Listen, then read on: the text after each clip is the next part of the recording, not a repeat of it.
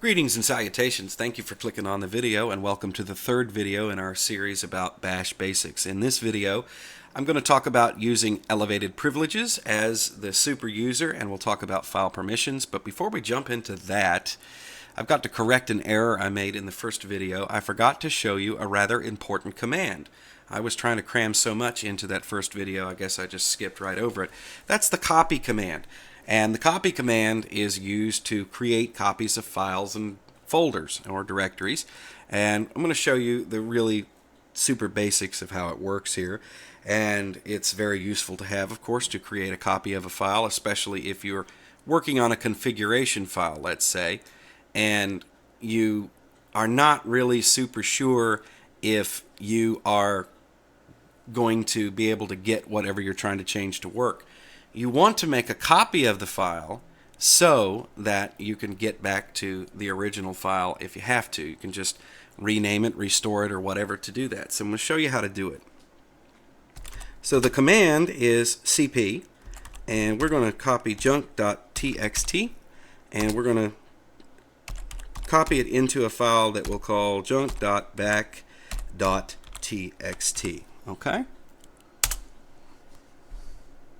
And if we run ls again, you'll see that now we have that extra file there.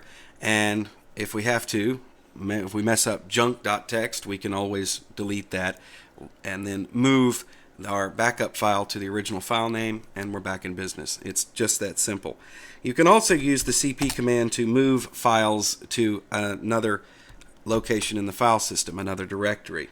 So in this case, we are going to copy junk.txt. We're going to put it in our home directory, which is represented by a tilde, and I'm going to add that slash just so the system knows for sure that I'm not trying to copy a file into a directory, which you can't do. I mean, like actually physically change a file to a directory. No, I want to put the file in the directory. And if I go up one level now and I type ls, you'll see that it now shows up. You can also use a wildcard to move a whole group of files, or copy a whole group of files, or remove a whole group of files, or whatever you want to do. So in this case, I am going to issue that same command that we used before, but instead of putting junk.txt, I am going to add the star. Oop, there it is. And we are going to do this. So let's go up one level to our home directory, ls, and now you'll see that it moved everything with .text at the end. And that is how you can do these things in batches using wildcards, also known as regular expressions. Be careful with those, though, because if you're not careful, you can wipe out half your file system or blow out your entire music collection just by putting in rm star.mp3. It all goes away. Regular expressions can be as precise as a surgeon's scalpel, or they can just blow a whole bunch of stuff out. So I encourage you to learn more about that elsewhere. The one that I use all the time is the star, which basically means you can take a file name and whatever the star represents whatever comes before or after something. So for instance, if I wanted to remove star.bak.txt, well, the only file that has that in here is that one, so we'll ls. And if I wanted to just remove everything that was a text file, then I could use this way. Done. And if I ls, you'll see that we don't have any more text files in the home folder. So that's an introduction to using the copy command, and you can play with that all you'd like to. The next thing we want to talk about is using elevated privileges to execute commands. We need to talk a little bit about the root user in Ubuntu especially. In Ubuntu, when you install the system, a root account is not created. It does not ask you for a root password. What it does is it creates the first person that when you install it, it asks to create a user account, and it assumes that that person is going to be the administrator, and the administrator can act as a super user. You can also set other accounts on the machine to be administrators, so you can have more than one, but it's not usually a good idea.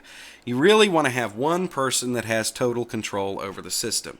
Now, in more traditional Linux distributions and Unix distributions, when you install the system, it asks you to set a root password, which means that the root account is activated and you can log into that root account and act as the root user. The reason why in Ubuntu and anything that's based on Ubuntu like Linux Mint, Linux Lite, so forth, that this is not done is it's an extra security feature. If the root account is disabled on the system, it makes it difficult for somebody to hack into the account and become the root user. And of course, the root user has absolute control. They can read, write, delete, add programs, whatever. So that is why it's done that way. You can also set up Manjaro when you're installing it if you use the installer option not to create a root account, and it will set it up the same way. But more traditional versions of Linux actually have a root user. So in Ubuntu, if we want to do something as the root user, we use the sudo command, and it stands for super user do. And so if I wanted to execute something that required elevated privileges, I would put sudo before that command, and then I would be able to do it as root. So let's try and execute a command without giving it root privileges that needs root privileges. And I'm going to use apt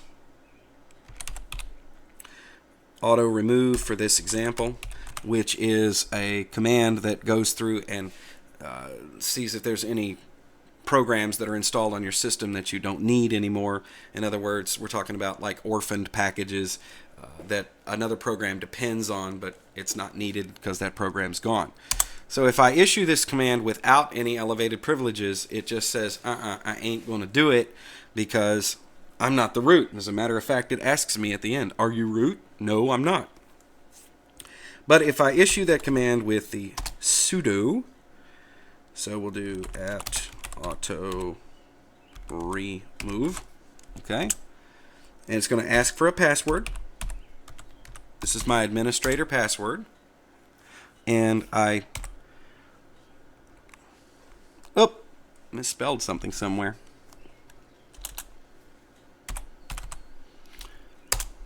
Alright, now it works. I can't type and talk at the same time, but you guys already know this. Okay, so you'll see that the command worked properly and we didn't have anything to remove from the system. So that's how that works. If I issue that command again, very quickly here, it'll just run. It's not going to ask for my password, because when you put your administrator password in to activate sudo, it actually starts a timer. So if you execute one command and then execute the next command with the sudo prefix, it's going to assume that it's still you, and that just makes it more convenient so you don't have to type in your password again and again and again. But if you walk away from it for about 30 seconds, it's going to assume that you're not using administrator privileges anymore, and it's going to time out. So that's how that works. You can, if you are going to be doing a lot of stuff as the root user, kind of you can become the root user, but you're not really the root user, okay? You're just emulating the root user. And the accepted way to do that in Ubuntu is to issue sudo s. All right? And you'll notice some things changed here. First of all, I am now listed as being root at eMachine, and that little $ turned into a hashtag. That's because I'm doing everything with elevated privileges. So now I can issue our example command without typing sudo first, and it just does it. All right? One of the things that'll throw you off a little bit here is that the root user and your account have different bash histories. So if you're used to just going up and finding a command that you just issued that way, if you switch over to root, guess what? It may not show up.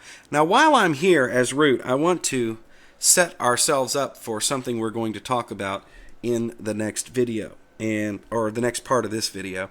And so what I'm going to do is I'm going to navigate to junk, and I'm going to create a file, and we're going to call it root.txt. So I have created that file, and we can list storage to see that it's there. Now, once you get through playing around as the root user, you want to get back to being your normal self, just type in exit, and it dumps me right back at my home folder, and now I'm just me. And you can see that because the little $sign is there now, and that changed. So that's where I am. Okay, a couple of things to talk about before we move on, talking about doing things with elevated privileges. The super user or root account on a system, they have absolute control. The root user can do things to the system that will actually trash it. You can remove system files, you can install malicious software as root, you can do all kinds of things because you have absolute control.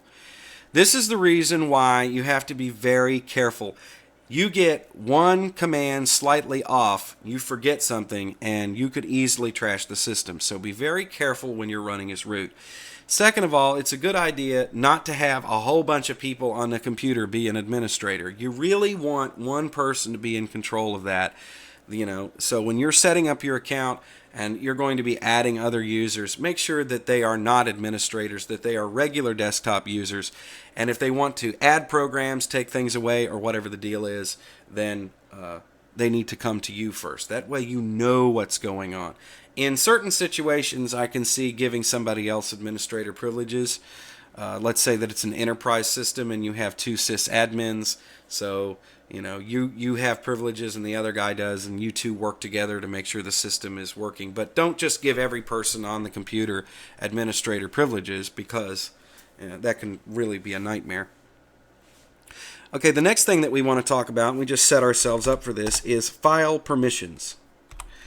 In Linux, file permissions are strictly enforced. Oops.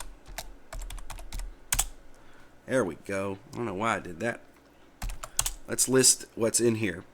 They are strictly enforced, whereas in Windows, you can set file permissions, but they're usually not very strictly enforced. So when people come to Linux from the Windows environment, they can get rather befuddled by the fact that all of a sudden they can't do something with a file, or they can't read it or copy it or whatever, and they don't know what's going on. So we're going to talk about that, and I'm going to show you how you can modify file permissions from the command line. So the first thing that we want to do is go ahead and ls everything in here, and to see the permissions on a file, we use the long form, and there are our files in the junk folder, and all of this gobbledygook over here shows you the permissions that are on a file. Okay? And what you're looking at is 3 groups of 3. The first dash there is a bit that is set that tells the system whether this is going to be a directory or whether it's going to be a file. So if you look at this list and it's a directory, you'll see a D there. And then the next 3 after that are the file's owner's permissions. So the person that actually owns the file, this is what they can do with it. And then the next group here is going to be what the group can do with the file. And the last group is going to be what everybody else who can see the file can do, other, or also that's called world permissions. Okay, so anybody who can see that file can do whatever's in the world permissions. And you need to be able to change these. This is actually a little bit easier to explain if I cheat and open up a GUI here. So we're going to open up my home folder, and then we are going to open junk. Alright, now you see these files in here, and I'm going to pick this file, and we are going to look at the permissions. So I right click, Properties, and here are the permissions, and as you can see, the owner of the file, which is me, can read and write, people in the group can read only. It belongs to the group Joe. And the folks who are accessing the file from anywhere can do nothing with it. So first of all, let's talk about groups, because that is a concept that is something that people who are new to Linux and Unix can sometimes have problems with as well. The way that works is you can take a file and you can assign it to a group. Everybody who is a user on the system is a member of several different groups that allow them to have access to files and actions on the system. When your account is created in Ubuntu, you automatically are put in your own group. So there is the user Joe, and then there is the group Joe. So if I add another user on the system to my group, they're going to be able to read these files if that is the way the permissions are set. Now, for a small desktop, using groups to block or allow access to certain people on the system doesn't really make a whole lot of sense, because you probably only have maybe at most 2 or 3 users. But if you are on an enterprise system, a really big computer with lots of terminals and lots of people working on it, then you can create groups like Project X, for instance. And everybody who is concerned with Project X will have access to files that belong to the group called Project X. So that's how that works. And it's a bit complex. And like I said, it really doesn't make a whole lot of sense for a really small computer system. But it's something that you need to be aware of anyway. And so there it is. Now, how do we change these permissions? Well, if we're doing it from a GUI, we could just pull down the list there, and we could change them to read and write. And you'll also have noticed there that there's a little tick for execute, which means that we can make the file executable. In Linux, there's no distinction between file extensions and whether a file is executable. So it's not like in Windows where if a file has .exe or .com on the end, the system automatically knows, hey, this is a program.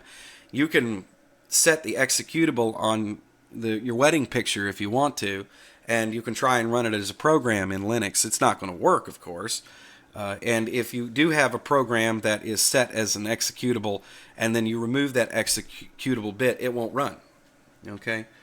And that only becomes useful a little bit later on when we're talking about scripting. So if we want to change permissions on a file and we want to do it from a command line, how do we do it? We use a command called Chmod or chmod, and the easiest way to do this is numerically. It's the hardest way to understand what it's doing, but it's the easiest way to create a group of file permissions with Chmod. So let's take our file, for instance, that we were looking at, junk.txt. And I want to change the permissions in that to where the owner of the file, which is me, can do everything to it. I'm going to set this as actually being an executable for this example. So I type in the number 7. And what we're doing is we're setting bits. All right? So each one of those groups represents a byte, and we're going to set bits in the byte. So the read attribute, it's represented by 4 bits. Okay, it's worth 4 bits. And then the write attribute is represented by 2 bits, and the execute attribute is represented by 1 bit. All right. So if I put 7 in there, that means that that first group, the owner, which is me, will be able to read, write, and execute. And let's say that I want the group that it belongs to, I want those people, in this case it's Joe, I want them to be able to read and write the file but not execute it. And everybody else, I don't want them to be able to do anything to it. Okay? So then we put the file name in. Okay? And turn it loose. Oh, I need to LSL to see that. Now you'll see we've got exactly what we wanted there. That file can be read, written, and executed by the owner, read and written by the group, and nobody else can do anything with it. Okay? So that is how you, just the quickest down and dirty way to change it. There's another way to do this, and I actually find this to be a little bit more confusing. And in an earlier take of this video, I screwed this up royally, so I hope I get it right, because I never do it this way, because it's just not as easy to do. Okay, so we can use Chmod again, and we are going to say that the user now on that file will not be able to execute, so we're going to remove the execute bit. Okay, and then we're going to say that the group can no longer, we don't want them to be able to write to the file, and we're going to leave the world group alone there, where the world permissions alone. So let's see if this works. Junk.txt. Okay. And see, I didn't even get that right. This for me is much harder to do. This is much harder for me to do. So let's try and execute something a little bit simpler here. Oh, I did get it right. I did get it right. I just did Chmod wrong. Okay, let's try that one more time, gang.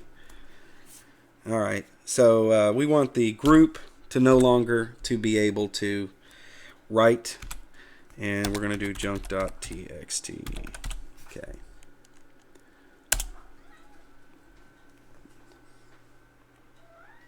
Oh.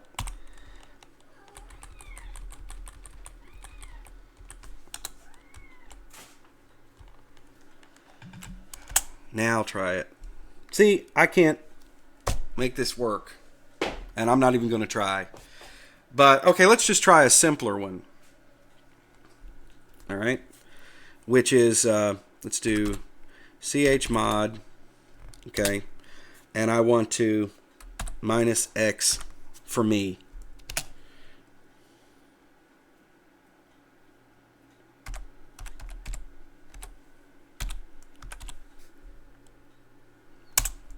Now it worked. Okay. So that's why I don't do it that way, because I always get it wrong. But if that's something that's easier for you to do, then that's fine. But I do use that format sometimes when I'm working on scripts. And so, for instance, I can change that to a plus. If I just want to make that executable, I'm only adding one attribute, right? There you go. That's the reason why I don't do that. I always get very confused. And you can look at the manual page for that particular command and figure out how that works, because, like I said, I never do it that way. So that is how you change file permissions on files. Well, one of the nice things is that I can do that to a whole group of files. So let's clear the screen. And now I'm going to change the permissions on all of the files that are in there. Okay, so we'll do chmod. Let's spell it right this time, please. Don't get yourself all messed up that way. And we're going to say that we want all of these to be, let's see, we want 644, which means that I'll be able to read and write. And then everybody else will be able to just read the file only. So we're going to use 644. And then I am going to use a regular expression or wildcard and star.txt. Okay?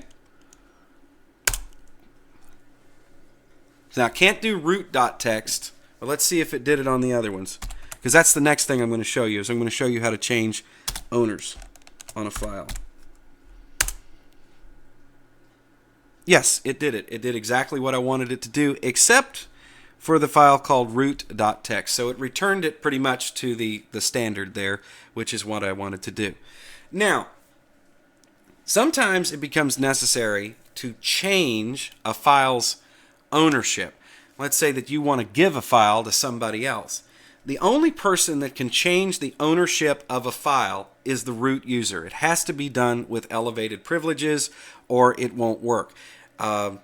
But you can change permissions on your own files, but you cannot change permissions on anybody else's file.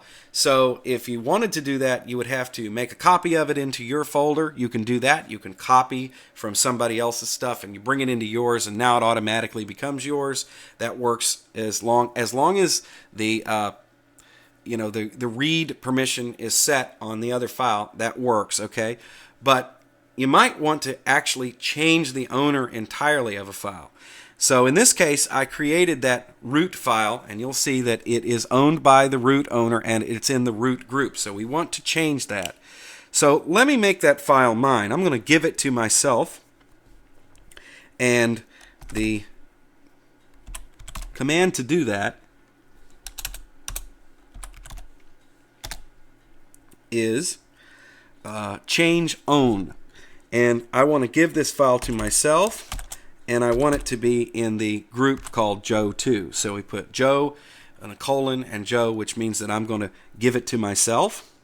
Okay? And the file, of course, needs to know.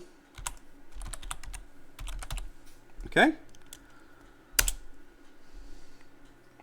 Why didn't that work? It didn't work because I didn't do it with elevated privileges.